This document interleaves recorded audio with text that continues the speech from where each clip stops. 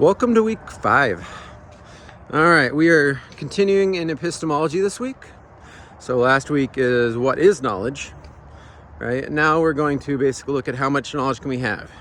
And in more extreme cases of, maybe we can't have much of it at all, right? One of the takeaways from this week should be that certainty and knowledge are probably not the same thing.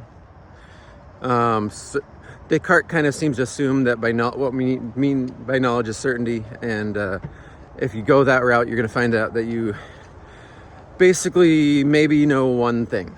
Descartes tries to he has this broader project where he thinks he can salvage all of knowledge, but I don't know. I'm suspicious of certain steps. But anyway, so we're going to get to the I think, therefore, that I am famous quote and all that. But what happened this last week? I think you guys did a really good job understanding the textbook and the scenarios. Gettier really started something hard. So knowledge is not justified true belief. Maybe we need to add something to that, another condition. Maybe some of these accounts, they replace the justification condition with something different. That's how reliabilism did it.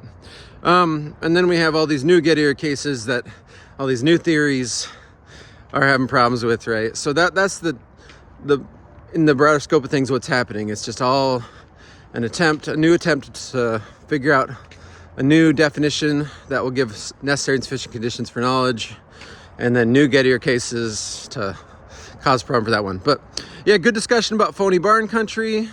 That's the main one that I'm just really not sure. Actually, I'm a little tempted to think actually is not a Gettier case, because hey, you are looking at a barn. It's a real barn. Who cares what the rest of the setting is? It's just a normal sense perception of a thing that you think it is.